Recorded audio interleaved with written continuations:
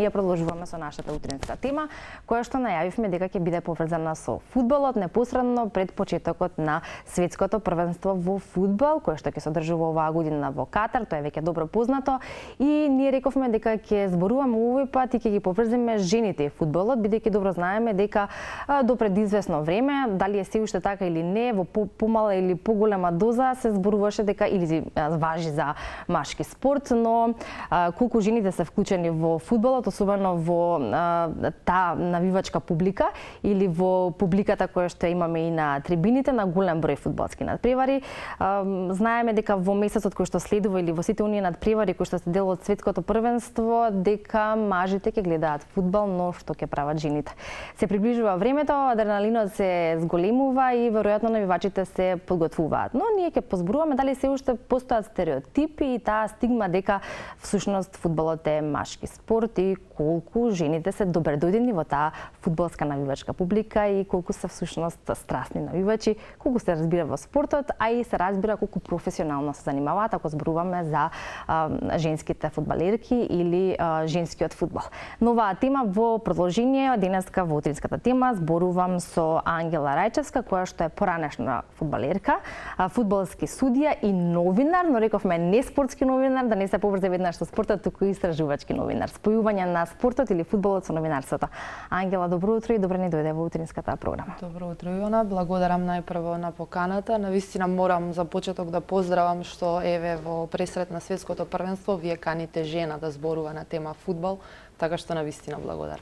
Ами не ми е мило што дојде во нашата утринска програма за да може да зборуваме со жена фудбалски судија, што можеби не е многу карактеристично особено на нашите простори, но нема сомнеш дека е просперитетно и дека навистина кога постои тоа како сон и кога постои тоа како желба и љубов кон таа професија може да се оствари и да биде кронисано со успех. Тоа е случајот кај тебе, но ние ќе одиме со ред. Ќе позборуваме малку за твоето искуство и во фудбалот и се разбира како судија и од тука впечатокот или гледајќи од тоа поле колку се уште постојат предизвиците и како се сватени или прифатени жените во фудбалот.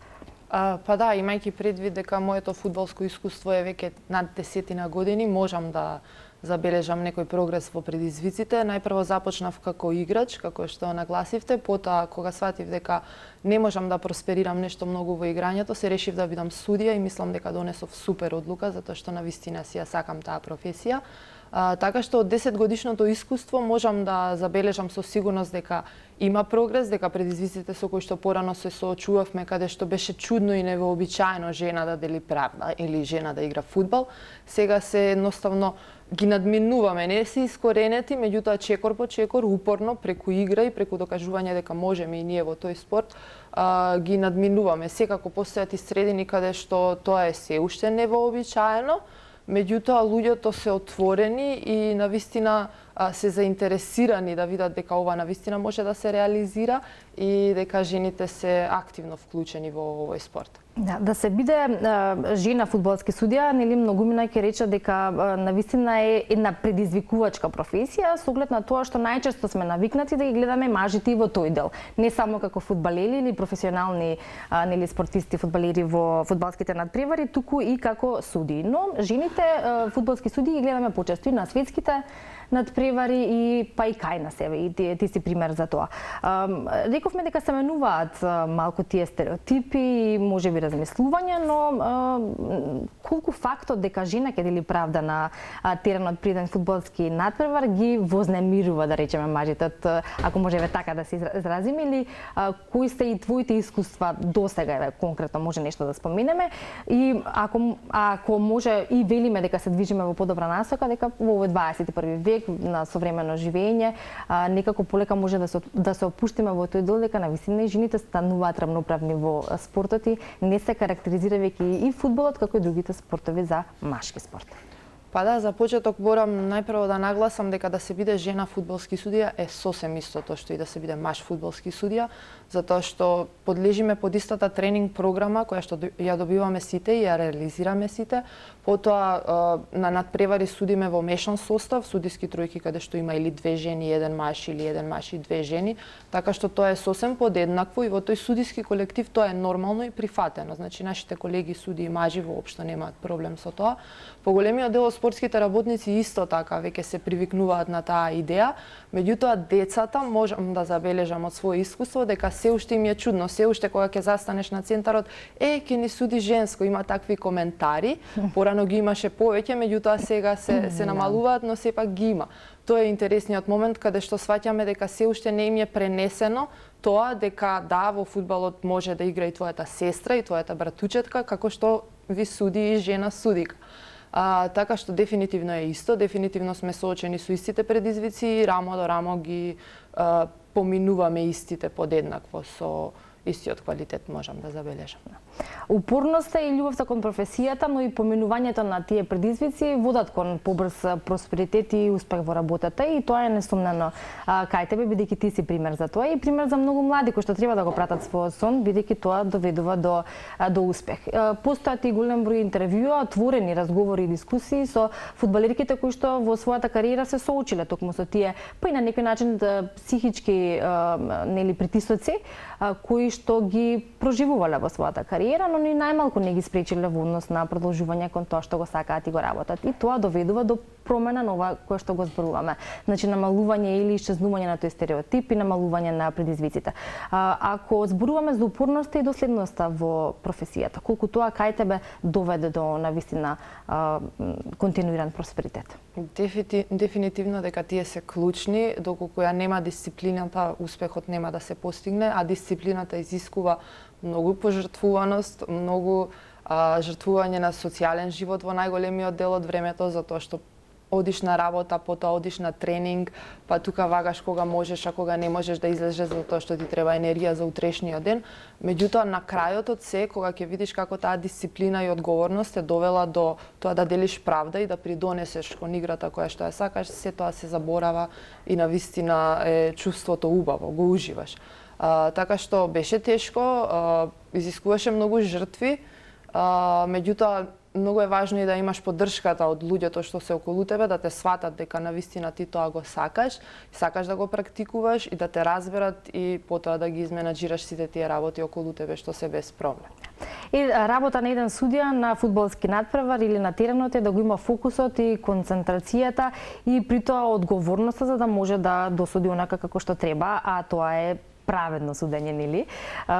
Обично кога имаме страстни навивачи и кога си фаворизираат за својот тим и кога ќе се досуди нешто што е на сметка контра на тимот, тогаш најчесто и виновен е и судијата.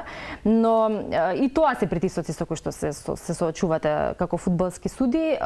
Кои моменти при судење на еден надпревар се најпредизвикувачки, но и најинтересни истовремено? Кој надпревар би го издвоиле за да го како поспецифично нешто што веројатно ја карактеризира и кариерата како фудбалски судија?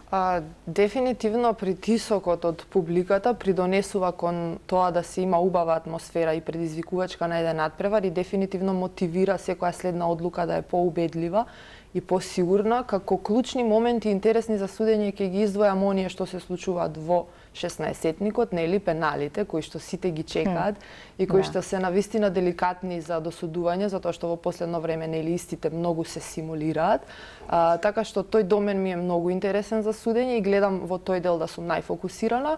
Како надпревари ќе ги издвојам оние каде што двете екипи сакаат да играат фудбал, каде што нема приговори, каде што ти низ неколку клучни одлуки можеш да се реализираш како судија. Ќе ги издвојам во негативна конотација оние каде што силите се неизедначени, па има повеќе зборување отколку фудбал, па мораш да делуваш педагошки, нели превентивно. Нема да одредам конкретен надпревар, но ќе го одредам искуството од интернационалните надпревари кои што ги судам во рамките на надпреварите во Скандинавија и оние кои што ги имам на домашно тло. Дефинитивно таму е најдобро за судење, затоа што имаш професионални екипи кои што ја играат играта, кои што не приговараат и каде што можеш на вистина да делиш правда според правила на фудбалска игра. Додека кај нас случајот е малку поинаков, така? Малку поинаков, но почнува да се подобрува.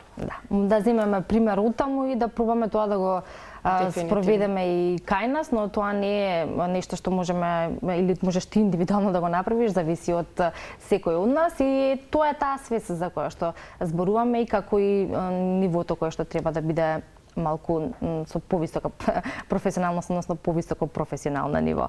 Каква е состојбата со женскиот фудбал моментално кај нас? Постојат ли надпревари во женски фудбал? Колку постои интерес кај нас за женски фудбал и од страна на оние кои што го следат и од страна на оние кои што играат, разбира? Ќе започнам прво од она што се уште го делиме на женски и машки. Тука морам да го разбијам тој израз кој што дефинитивно треба да биде фудбал во женска категорија и фудбал во машка, затоа што кога го кажуваме како женски, луѓето си мислат дека за него постојат посебни правила, но не, тие се правилата, исти се и за машката категорија и за женската категорија.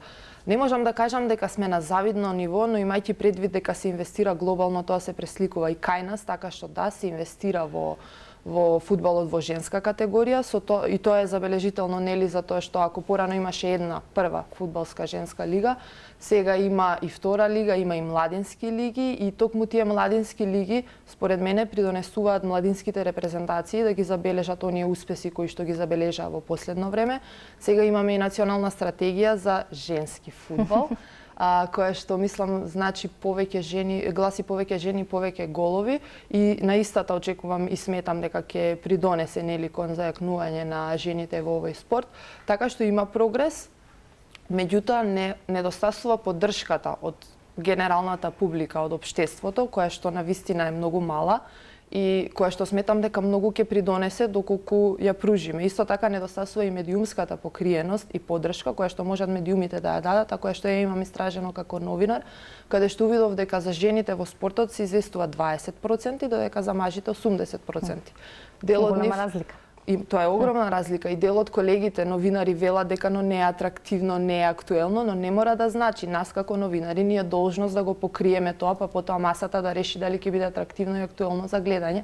Така што сметам дека и како медиуми, и како публика, како генерална јавност можеме многу да придонесеме со поддршка, која што потоа ќе ги мотивира да реализираат и да достигнуваат успеси кои што потоа ќе не кренат сите како нација. Да, поддршката е таа која што токму така влијае на мотивот, а со самото информирање и интересирање всушност се прави атрактивноста за публиката која што тоа го следи. Ќе завршиме со прашањето кое што ете во контекст на темата за денеска, а тоа е за женската публика во спортот, односно колку според тебе еве во првенството кое што следува во Катар ќе биде присутна женската публика? Имаме ли жени навивачи и како тоа досега се покажало и во изминатите првенства?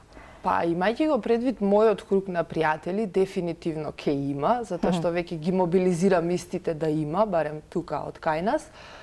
Не можам да кажам точна бројка, меѓутоа ќе го посечам фактот од последното женско европско првенство, кое што сруши рекорди во гледаност, каде што имаше и мажи и жени, стадионите беа преполни во Англија, така што верувам дека истото ќе продолжи во ова светско првенство, затоа што фудбал гледаат сите, особено светско првенство. Така што дефинитивно ќе биде атрактивно, дефинитивно ќе гледаме и жени меѓу публиката и зад екраните и дефинитивно јас ќе се потрудам тоа да се реализира.